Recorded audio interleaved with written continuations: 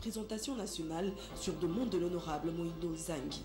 Le patron de la décentralisation est allé s'expliquer sur la récente installation des officiels à Minembwe. L'Église catholique pour l'érection d'un tribunal pénal spécial pour la RDC, les princes de l'Église l'ont dit ce lundi au centre interdiocésain. Privés de l'enseignement depuis la reprise de cours, les élèves du lycée Bolingani dans la commune de Kitambo ont battu le pavé ce lundi jusqu'au ministère de l'enseignement primaire, secondaire et technique pour réclamer le droit à l'éducation.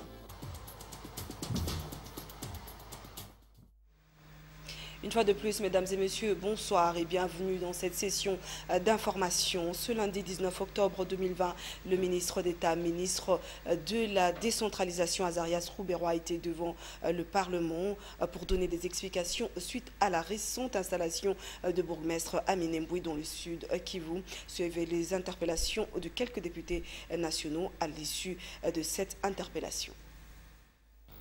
Derrière cette question, il y a la problématique de la cohabitation pacifique des communautés. Derrière cette question de Minembwe, il y a la problématique du règlement des questions des conflits armés qui écument, des groupes armés qui écument la partie Est. C'est une question vitale. Et je voudrais donc qu'on y mette la passion des côtés. En sa qualité du chargé d'implantation du parti, le professeur Fissima Kanzu, au cadre du parti politique Renova. Monsieur le ministre peut ne pas être responsable des actes dont on lui reproche, mais il y a un conflit d'intérêts. Et donc, parce qu'il y a un conflit d'intérêts, vous vous adressez à la plénière, s'il vous plaît. Vous vous adressez à la plénière, pas au ministre.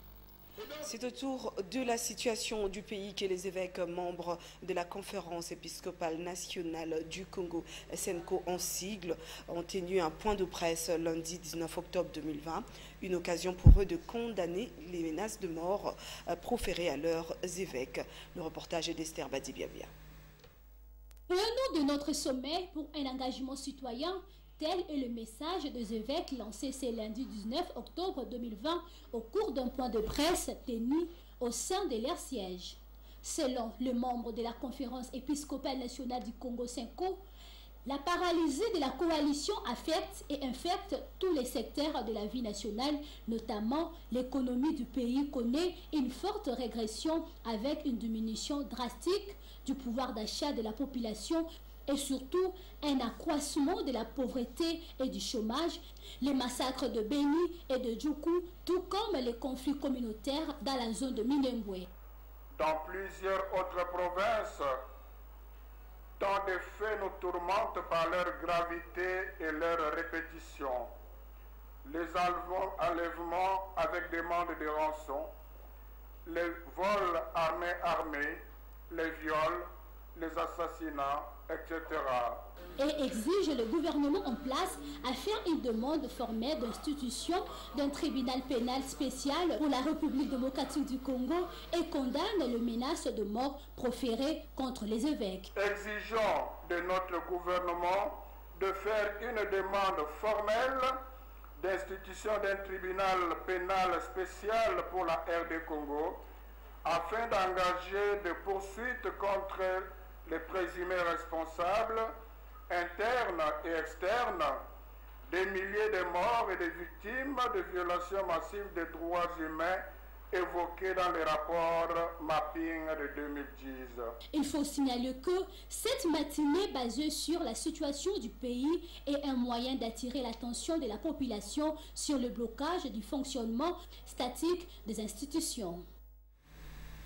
Dans un autre registre, une semaine après la rentrée scolaire, édition 2020-2021, le constat est juste amer. Dans plusieurs écoles, les enseignants ne dispensent pas les cours et ont boycotté cette reprise par une grève. Ce qui a poussé les lycéennes de Bolingani ce lundi 19 octobre 2020 de prendre d'assaut le ministère de l'enseignement primaire, secondaire et technique pour revendiquer leurs droits. Papi Katassi et Brandi Tumba.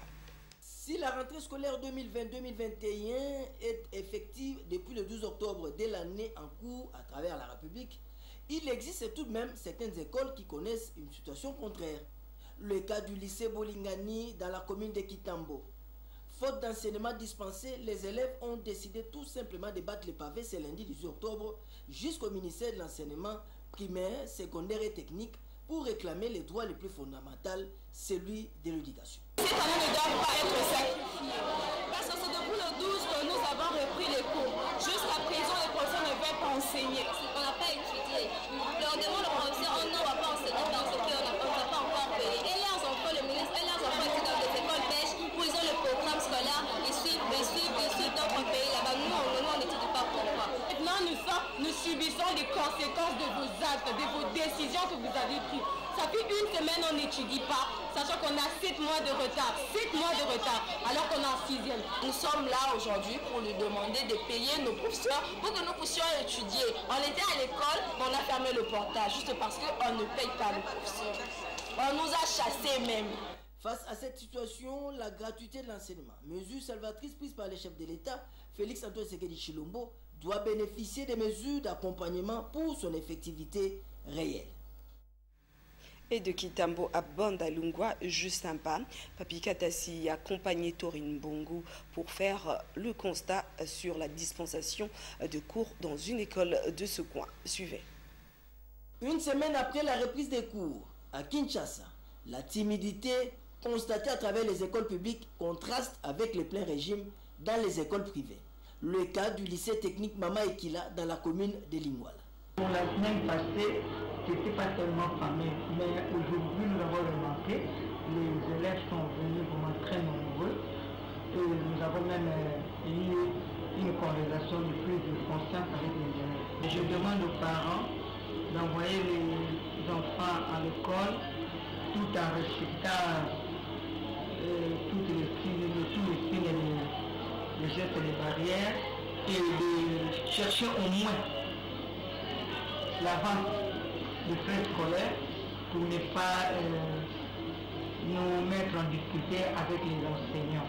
Suite aux contestations constatées par-ci par-là, les pouvoirs publics doivent veiller sur l'effectivité de la gratuité pour l'amélioration de la qualité de l'enseignement en République démocratique du Congo. Dans un autre registre, le professeur Fisma Kanzu, au cadre du parti politique Regroupement de Novateurs du Congo, Renovac en sigle, a procédé à l'installation de ce parti dans la province de l'Ituri le samedi dernier. Africa Mujinga nous en donne les détails. En sa qualité de chargé d'implantation du parti, le professeur Fisma Kanzu, au cadre du parti politique Renovac, entendait Regroupement de Novateurs du Congo, a procédé à l'installation de Renovac à Bunia dans la province de l'Ituri le samedi 17 octobre 2020. Une occasion pour le professeur Fisma Kanzu de recruter des cadres et membres du parti. Au total, une trentaine de cadres, dont 7 femmes et quelques anciens ministres ainsi que les députés honoraires ont répondu à son appel. Nous œuvrons pour le développement de la République démocratique du Congo en général. En particulier, nous ne pouvons que travailler pour le développement en Ituri. Et en tant que parti politique, nous devons œuvrer pour la paix, la quiétude, puisque sans la paix, il ne peut pas y avoir développement. Nous demandons à nos composantes, à nos membres qui sont ici, d'œuvrer pour la paix.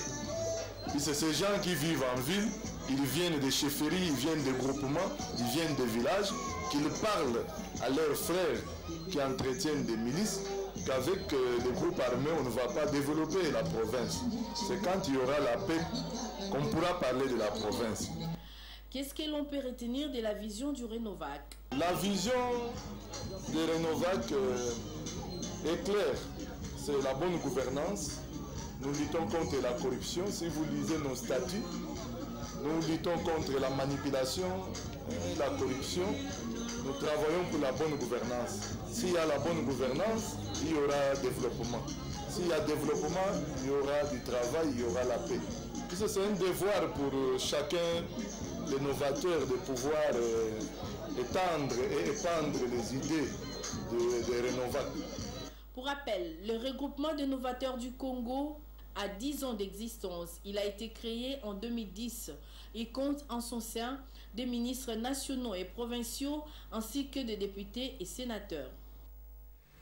Et la haute cour militaire siégeant en matière répressive au degré d'appel à Bunia dans la province du Lituri, dont l'affaire député provincial Bouyoko et consorts et les parties civiles a rendu son verdict en condamnant certains prévenus civils et militaires à la servitude pénale à perpétuité. Les condamnés sont poursuivis entre autres pour association de malfaiteurs, meurtre, tentative de meurtre commis au village Nyakoundé. Sylvain Kapombobo Sengele. Au total, 14 prévenus, dont 9 militaires et 5 civils, ont été jugés et condamnés par la cour militaire de l'ex-province orientale, les uns à la peine de mort, les autres à la servitude pénale à perpétuité, et quelques civils ont été acquittés. L'organe poursuivant leur reprochait de plusieurs préventions, notamment l'association des malfaiteurs, meurtre commis sur un Chinois pour faciliter les vols, tentative de meurtre et violation des consignes. Parmi les condamnés ayant relevé appel à la haute cour militaire se trouve M. Bouyoko, l'actuel député provincial de la province de Lituri, que le ministère public a qualifié de cerveau moteur. Les faits remontent le 19 juin 2019 à Bunia, précisément à Nyakoundé, sur le pont Orua, lorsque la bande du député provincial Bouyoko avait ouvert le feu sur le véhicule au bord duquel se trouvaient 2 Chinois avec 11 lingots d'or déjà traités. Après une série d'audiences tenues à Bunia par la chambre de la haute cour militaire, présidée par le colonel magistrat Freddy Mukendi Chidja, où le dossier a été minutieusement examiné, 5 militaires commis à la garde à la carrière des Chinois ont été acquittés pour incapacité de distinguer l'ordre mal donné ou non. D'autres prévenus par contre ont été reconnus coupables et condamnés à la servitude pénale à perpétuité. Certains officiers ont même été destitués des FRDC. Et quant aux objets saisis, la haute cour militaire ordonne la restitution des 12 lingots d'or à la Sokimo, détenteur du permis d'exploitation. La restitution de la Jeep appartenant à la partie civile Omer Kaindo. La restitution de la Jeep Toyota Land Cruiser appartenant à la société Xinting Yuan. Elle prononce la confiscation de la voiture RAV4 au profit de l'État congolais, ainsi que des téléphones portables. Une sentence qui servira sans doute de leçon à d'autres éléments des FRDC indisciplinés. Sachez aussi que la structure de jeunes dénommée Jeunesse Consciente de la République GCR, en sigle, a organisé le samedi dernier une conférence sur l'entrepreneuriat dans le but de pousser la jeunesse à se créer des emplois dans la salle ABM dans la commune de Barumbu, Jenita Mbouimalou et Selemba Yabou. C'est possible d'aller de zéro à héros. C'est autour de ces thèmes évocateurs que les jeunes regroupés au sein de la structure dénommée JCR, entendez, jeunesse consciente de la République, ont échangé pour chercher comment concrétiser cette vision. Au cours de cette conférence débat, Faustin Ika, coordonnateur de cette plateforme de la société civile, a fixé l'opinion sur les objectifs poursuivis. La JCR est une plateforme créative pour la mobilisation sociale. Elle permet aux jeunes de prendre conscience et de renforcer leur compréhension de questions liées à la promotion de la culture de prise de conscience, du changement de mentalité et de prise en charge de la jeunesse congolaise. Francis Chibalabala, vice-président de l'Assemblée provinciale de Kinshasa, l'orateur du jour, quant à lui, a encouragé les jeunes à aller toujours de l'avant jusqu'à atteindre les 10 objectifs. Pour être héros, il n'est pas question de mourir pour un pays. Il n'est pas question de payer de votre vie par rapport à une certaine opinion que vous avez toujours défendue. Vous pouvez devenir héros par rapport à vos prouesses, par rapport aux réalisations que vous avez fait pendant votre pèlerinage, pendant que vous étiez en vie. Et je crois que c'est de cette manière-là que nous parlerons de vous. À travers cette initiative louable parrainée par Claudie Balanki, coordonnateur du mécanisme national de suivi de l'accord cadre d'Addis Abeba, Jeunesse consciente de la République entend conscientiser la jeunesse RD congolaise sur les défis majeurs à relever par rapport au développement de notre beau pays, la République démocratique du Congo. En religion, les fidèles de l'église Liloba Nzambe à l'Équateur ont mené une vaste action sociale au bénéfice de la communauté en nettoyant l'avenue Bossomi, toujours dans cette province, sous la conduite de Mosakoli Bernard Kwame. José Mazos Soukouma a signé ce reportage. La formation des esprits passe également par la formation des corps matériels dans l'hygiène et l'assainissement. Cet adage est matérialisé par l'église Liloba Nzambe, située sur l'avenue Peko, plateau ville de Mbandaka. Selon les responsables de cette église, Mosakoli Bernard Kwame, son église rentre dans la droite ligne tracée par son évêque, Konde Paul Dominique, basé à Kinshasa. Notons que l'église Liloba Nzambe est fondée sur l'amour de Dieu. Cet amour est matérialisé par les actions sociales au bénéfice de tout le monde. Ce samedi, tous les fidèles de cette confession religieuse ont pris à l'assaut l'avenue Bonsomi à partir de la bifurcation avec l'avenue Itela jusqu'au parc en plein centre-ville de Mbandaka. Il s'agit de l'assainissement, le balayage, des herbages et autres. L'homme de Dieu, Mosakoli Bernard Kwame, a demandé à tous ses fidèles, femmes et hommes, jeunes et vieux, de ne plus se fatiguer car la récompense est certes. Par rapport à l'inspiration de l'Éternel, nous avons donné. Si vous voyez Isaïe 62, c'est bien écrit. Pour l'amour de Sion, je ne m'éteirai pas. Et pour l'amour de Jérusalem, je ne fermerai pas ma bouche. C'est ça. L'église de Banazam est en train de mettre en pratique ces activités parce que l'amour, nous prenons sur l'amour. Car l'amour, d'abord, l'amour ne cherche pas son intérêt personnel. L'amour cherche d'abord l'intérêt commun. Et vous voyez, c'est pourquoi vous voyez les fidèles de l'église de Banazam, ce n'est pas pour leur intérêt. Cette route, c'est pour la population, c'est pour tout le monde. C'est pourquoi l'église de Banazam est en train de chercher l'intérêt général. Il convient de signaler que le numéro 1 de l'église Liloba, l'évêque Konde Paul Dominique, est attendu à Mbandaka ce 25 novembre 2020. Actualité vue par les autres, Esther Badibiabia et Célène Bayabo ont tendu aujourd'hui leur micro à Émile Kassonga, rédacteur en chef de Télé 7. Selon lui, l'actualité est dominée par l'interpellation du ministre d'État, ministre de la décentralisation, Azarias Rouberoy. Suivez. En fait, l'actualité au pays reste dominée par l'interpellation du ministre d'État à la décentralisation, Maître Azarias Rouberoy Maniwa, sur la situation des Minembwe. Donc, il devait éclairer l'opinion des députés nationaux pour en savoir un peu plus sur son implication et sur tout ce qui s'est fait à Minembwe. À part ça, l'adoption du budget par les conseils de ministres le vendredi reste encore d'actualité parce que les Congolais veulent en savoir un peu plus sur les budgets de l'exercice 2021. Le budget adopté à la hauteur de 6,8 milliards de dollars américains.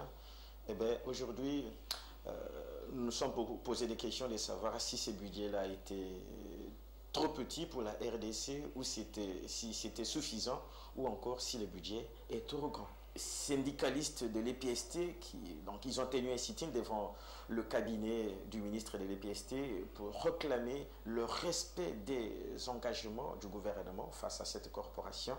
Vous savez, ils ont décrété la journée de lundi et de mardi sans enseignement, une façon de dire non à l'irresponsabilité du gouvernement qui ne veut pas tenir promesse par rapport à tout ce qu'ils ont parlé avec cette corporation.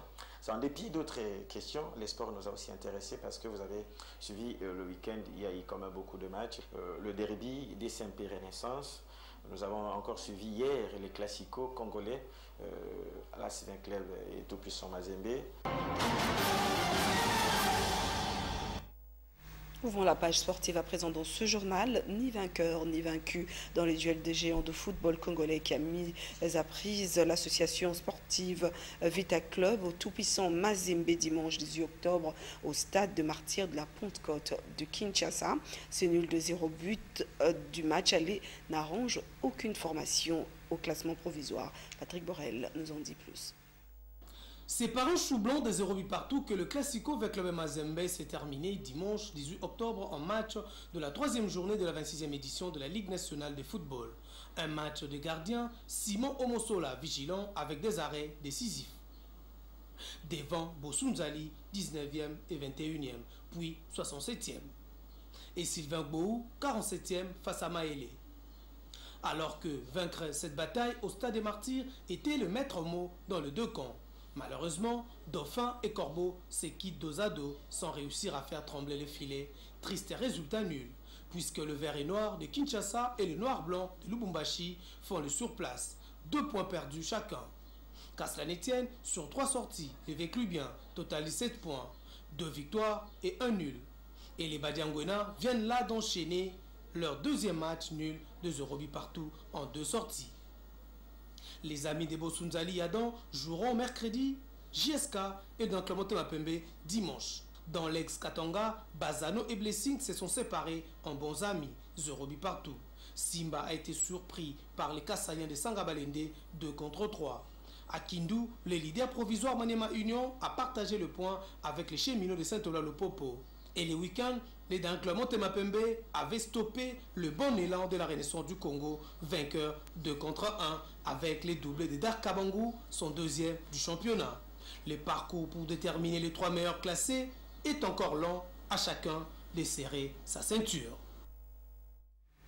Et autour de Ndaye Ilambouichi et Damien Maungu de nous faire dire que la Fédération congolaise de rugby a lancé officiellement la reprise de ses activités de la saison sportive 2019-2020 le samedi au terrain de la police nationale congolaise de Limba. Le premier vice-président de la FECO Rugby, Amédée Moussinimbala, a remis de kits de Covid-19 aux athlètes dont de Rugby Afrique. Suivez. Le rugby club Panther de Lemba a gagné une précieuse victoire devant le rugby club le casque bleu de Matete sur le score de 24-0, soit 4 essais et des transformés. Cette rencontre de rugby à 15 a permis au comité exécutif de la Fédération congolaise de rugby de lancer officiellement la reprise effective des activités de la balle ovale à travers la RDC de la saison sportive 2020-2021. Aujourd'hui, nous pouvons être sûrs d'une chose, c'est que le Rugby Afrique est vraiment un partenaire fiable sur qui nous savons compter, surtout dans ces moments particuliers que nous vivons avec le Covid-19. Notre fédération, qui en dépit des circonstances a toujours prôné des valeurs de rugby universelles, est particulièrement fière de célébrer à travers la manifestation d'aujourd'hui la valeur cardinale du rugby.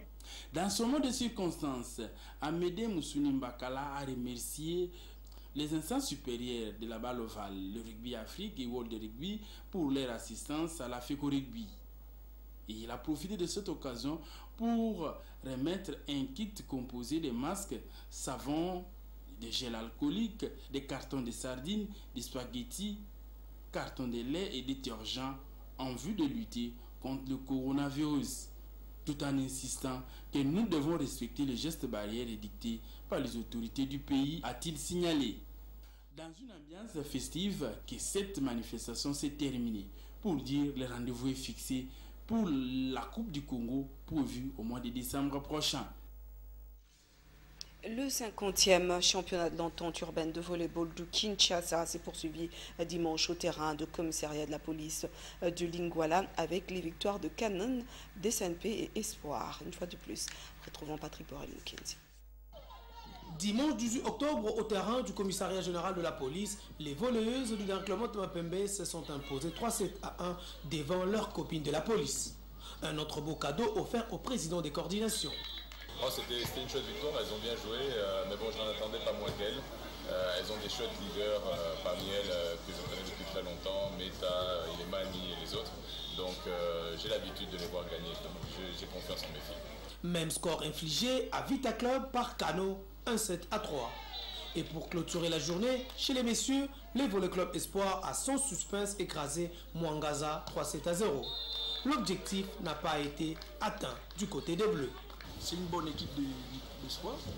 Il est champion du Congo, on n'est pas oublié. C'est une équipe qui a gardé l'ossature de ses joueurs, malgré qu'il a perdu quelques-uns. mais il garde toujours son ossature et la philosophie de l'équipe dépend aussi des joueurs. Et en nous, on a beaucoup perdu parce que beaucoup de nos joueurs sont partis et on doit faire les efforts. Et en plus, il y a aussi le problème d'entraînement. Après la Covid, on a eu beaucoup de problèmes pour récupérer avec les athlètes. On ne sait pas encore, mais on va travailler sur ça pour que l'équipe puisse avancer. Les championnats de l'entente urbaine de volleyball de Kinshasa va se poursuivre le mardi 20 octobre avec 3 matchs. Dragon croisera New Espoir, Force Terrestre matchera Espoir et la loi défiera Darikla Motema Pembe. Refermons cette page sportive pour prendre l'actualité africaine en condensé avec nos confrères de la VOA.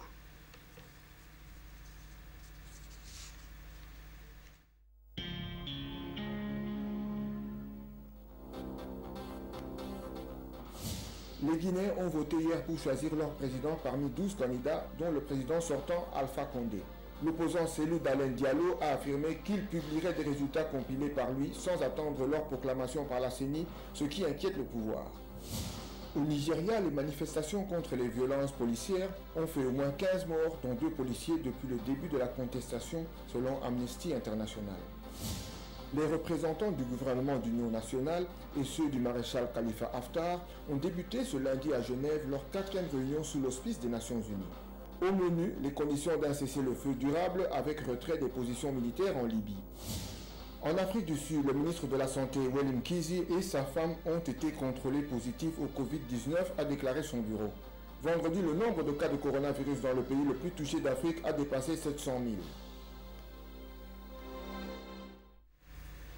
Les juges, plutôt le nouveau juge de la Cour constitutionnelle prêteront serment dans les prochains jours, annonce les parutions de ce lundi 19 octobre 2020 dans les titres qui ont été sélectionnés pour vous par Polydor Patrick Ngaziami. Revue de presse.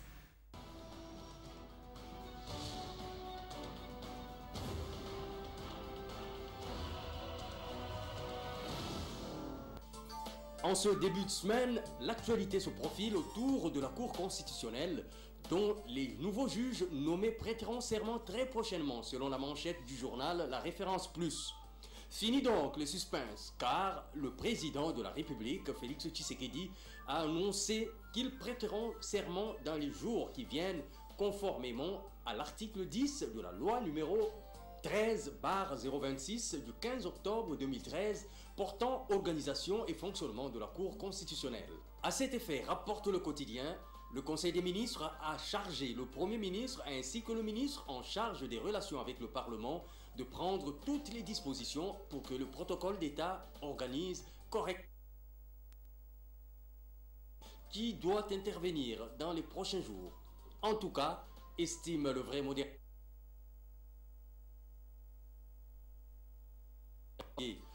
Félix Tshisekedi, qui a le soutien du Conseil supérieur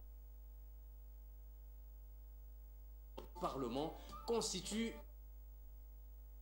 une garantie dans la lutte autour de la régularité de l'ordonnance du chef de l'État nommant les juges de la Cour constitutionnelle. Cependant, indique Forum des As qui voit la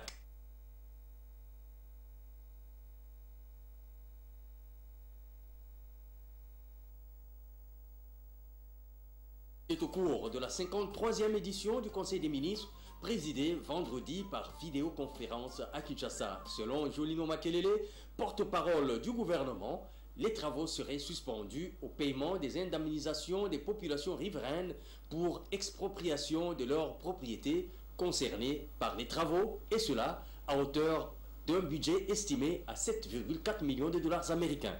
Bonsoir.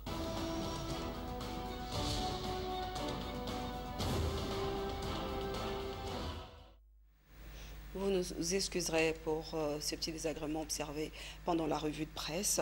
Nous sommes arrivés à la fin de cette session d'information, mais avant de la clore complètement, le rappel du titre.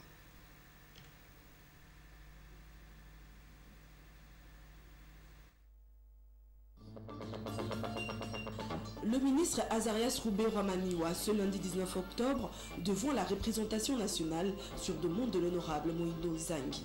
Le patron de la décentralisation est allé s'expliquer sur la récente installation des officiels à Minembwe. l'Église catholique pour l'érection d'un tribunal pénal spécial pour la RDC. Les princes de l'Église l'ont dit ce lundi au centre interdiocésain. Privés de l'enseignement depuis la reprise de cours, les élèves du lycée Boulingani dans la commune de Kitambo ont battu le pavé ce lundi jusqu'au ministère de l'enseignement primaire, secondaire et technique pour réclamer le droit à l'éducation. Et c'est par ici que nous nous séparons. Merci à vous d'avoir suivi cette session d'information. Au revoir.